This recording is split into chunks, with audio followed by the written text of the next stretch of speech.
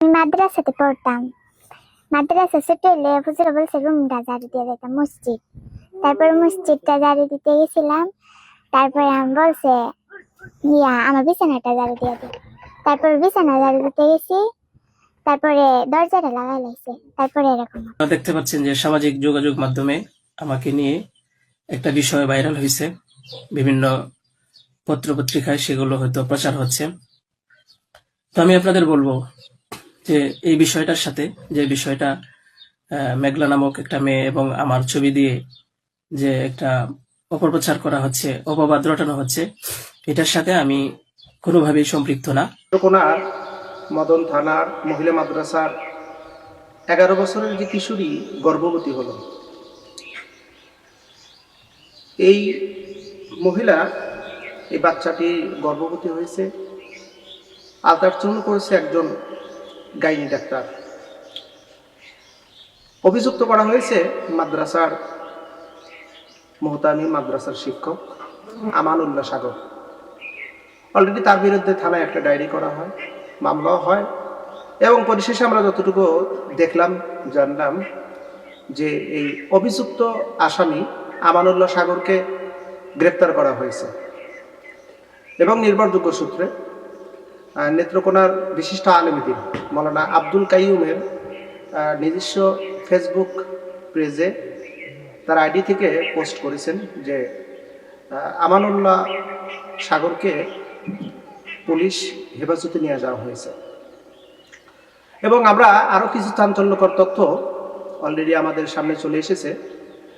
তা হলো যে স্বয়ং যাকে অভিযুক্ত করা হয়েছে তিনি কিন্তু অলরেডি অভিযুক্তের বিরুদ্ধে তিনি কিন্তু প্রতিবাদ করেছেন এবং তিনি বলেছেন যে এই কাজ আমার দ্বারা সংঘটিত হয়নি এবং আমি অভিযুক্ত না, আমার উপরে মিথ্যা তহমত দেওয়া হচ্ছে।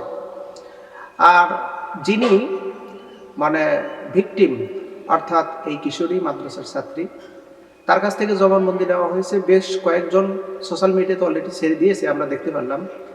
তিনি এভাবে উপস্থাপন করছেন যে মসজিদ ঝাড়ু দেওয়ার কথা বলছে, এরপর আমার রুম ঝাড়ু দেওয়ার কথা বলছে, অর্থাৎ শিক্ষকের রুম ঝাড়ু দেওয়ার কথা বলে তাকে রুমের ভিতরে রেখেছে, দরজা আটকায়, তার সাথে অনৈতিক কাজ করেছে, এমনটি কথা মহিলা বলেছে।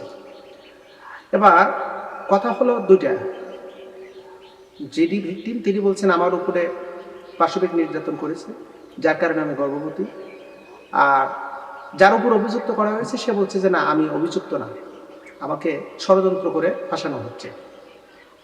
পরিশেষে কিন্তু শিক্ষক একটা কথা বলছে যে ডিএনএ টেস্ট করা হোক, আসলে এই বাচ্চাটা কার, এই বাচ্চাটা কার। তো এ ব্যাপারে আমরা সোশ্যাল মিডিয়াতে কিন্তু ব্যাপক শোরগোল দেখছি এই ভিডিওটাকে কেন্দ্র করে বা এই ঘটনাকে কেন্দ্র করে ব্যাপক আলোচনা সমালোচনা। এখন মূল বিষয় হলো যে কে মূলত অপরাধী আর কে অপরাধী না, এ বিষয়ে কিন্তু আমাদের জানা দরকার। যাকে গ্রেপ্তার করা হলো, আমরা এখন দেখতে পাচ্ছি গ্রেপ্তার হলো কেন এত লেটে, নাকি সে আত্মসমর্পণ করেছে? কারণ সে কিন্তু বলছে যে ডিএনএ টেস্ট করা হোক, আসলে বাচ্চাটা কার বা কে তার উপরে এই পাশবিক নির্যাতন করেছে, অনৈতিক কাজ করেছে। শিক্ষক কিন্তু ফেসবুক লাইভে এসে অনেক কথা বলছে, এরপরেই কিন্তু গ্রেপ্তার হওয়ার পরে কিন্তু অলরেডি সত্য বের হয়ে আসতেছে, আসল ঘটনাটা কি। অলরেডি আপনারা একটা ভিডিও দেখেছেন, লক্ষ্য করে দেখেন, এখানে কিন্তু মুফতি আব্দুল কাইয়ুম সাহেব তার একটা বিভাগের একটা টিম গঠন হয়েছে, নেত্রকোনার যে বিভাগের যে একটা কমিটি আছে, এই কমিটি সহ সবাই মদনে গিয়েছে। সেখানে যেই জায়গায় ঘটনা, যে মাদ্রাসায়, সেখানে কিন্তু তারা অলরেডি পরিদর্শন করেছে এবং সবার কাছ থেকে কিন্তু তথ্য জেনে নিচ্ছে আসলে মূল সমস্যাটা কার, কে করেছে এই সমস্যাটা। কারণ অলরেডি কিন্তু এই ঘটনাকে কেন্দ্র করে, এই যে কিশোরীর যে অন্তঃসত্ত্বা, কিশোরী যে গর্ভবতী, এই ঘটনাকে কেন্দ্র করে কিন্তু একদল ব্যক্তি মাদ্রাসা বন্ধ করার জন্য কিন্তু উঠে পড়ে লেগেছে। অর্থাৎ মাদ্রাসা বন্ধ করবে এমন কথা তারা বলেছে। তারা আপনার বিভিন্ন প্রজ্ঞাপনের মাধ্যম দিয়ে কথাগুলো উঠে আসতেছে, মাদ্রাসা বন্ধ করে দিবে।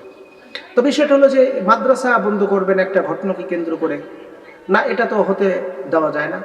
কারণ এই যে অনৈতিক ঘটনা এই মাদ্রাসায় যদি হয়ে থাকে, এখন মাদ্রাসা হয়েছে কিনা, কারণ শিক্ষকের কথা অনুযায়ী মাদ্রাসায় এরকম ঘটনা ঘটেনি।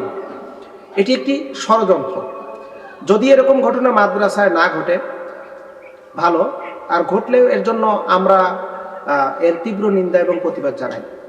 এই ঘটনার সাথে সম্পৃক্ত যেই হোক তাকে আইনের আওতায় নিয়ে এসে অবশ্যই বড় ধরনের শাস্তি তার উপর প্রয়োগ করা হোক।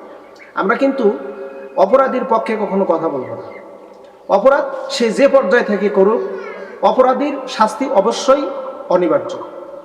কিন্তু আমরা লক্ষ্য করে দেখেছি মাদ্রাসা, হাই স্কুল, প্রাইমারি স্কুল, কলেজে অসংখ্য জায়গায় এরকম দুর্ঘটনা ঘটেছে, অনৈতিক কাজ ঘটেছে। সেখানে প্রকাশ্যে ক্লাসরুমের ভিতরে ছাত্রছাত্রী অনৈতিক কাজ করেছে, ছাত্রীর সাথে শিক্ষকের অনৈতিক কাজ হয়েছে, ভিডিও ভাইরাল হয়ে গেছে অসংখ্য। এই বিষয় নিয়ে কখনো কিন্তু এই যে সুশীল সমাজ যারা আজকে এখন কথা বলতেছে মাদ্রাসার বিরুদ্ধে, আলেম ওলামার বিরুদ্ধে, দেখবেন এরা কিন্তু তখন চুপচাপ, স্টপ, কোনো কথা বলবে না। ওই সমস্ত ঘটনাকে কেন্দ্র করে কখনো কথা বলবে না। কথা বলবে কখন? সাধারণত যদি ত্রুটি হয়। কারণ ভাই, মানুষ, সে আলেম হলেও মানুষ, মাদ্রাসায় পড়লেও মানুষ। মাদ্রাসায় পড়লেই যে সে একজন ফেরেশতা, আলেম হলেই যে সে একজন আল্লাহর ফেরেশতা, তা কিন্তু নয়। অবশ্যই ত্রুটি বিচ্যুতি থাকবে, ত্রুটি হবে, ত্রুটি হওয়াটাই স্বাভাবিক। ভুল ত্রুটি তো ঊর্ধ্বে নয়, মানুষের ঊর্ধ্বে নয় ভুল ত্রুটি হবে। এই ভুল ত্রুটি হবে বলেই এর মানে এই না আপনি মাদ্রাসা, মসজিদ, আলেম ওলামা এক সপ্তাহ তাদেরকে গালমন্দ করবেন, এটা তো মেনে নেওয়া যায় না। তবে আমরা চাচ্ছি সঠিক তদন্তটা হোক। এই যে কিশোরী, এই কিশোরী বিষয়টা সঠিক তদন্ত আমাদের সামনে চলে আসুক। আমরা যারা, আমাদেরকে যারা দোষারোপ করতেছে, মাদ্রাসা, আলেম ওলামাকে নিয়ে যারা তুচ্ছ তাচ্ছিল্য করতেছে, আমরা সঠিক তদন্ত অনুযায়ী আসামি উপস্থিত হোক, বিচার হোক, গোটা বাংলাদেশের মানুষ জানবে। তবে হ্যাঁ, শুধু এই জায়গায় শুধু নয়, বরং হাই স্কুল, কলেজ, ইউনিভার্সিটি যারা প্রকাশ্যে এই অনৈতিক কাজগুলো করতেছে, ছাত্রী শিক্ষকের মধ্যে যারা অনৈতিক কাজগুলো করতেছে, এই কাজগুলোরও তদন্ত করা হোক। তাদের ব্যাপারে কঠিন থেকে কঠিনতর শাস্তির ব্যবস্থা করা হোক।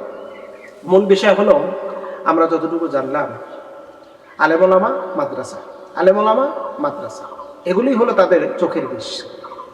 এই বিষগুলো কেন ছড়াচ্ছে? তারা চায় না এই দেশে ইসলাম প্রতিষ্ঠিত থাকুক, ইসলাম দিয়ে জীবন ব্যবস্থা মানুষ গঠন করুক, এটা তাদের কখনোই চাওয়া নয়। আসুন আমরা সঠিক যেটা, সেটি বিচার বিবেচনায় নিয়ে আসি, সঠিকটাকেই আমরা মানুষের সামনে তুলে ধরি। আল্লাহ সুবহানাহু ওয়া তাআলা আমাদেরকে তৌফিক দান করুক।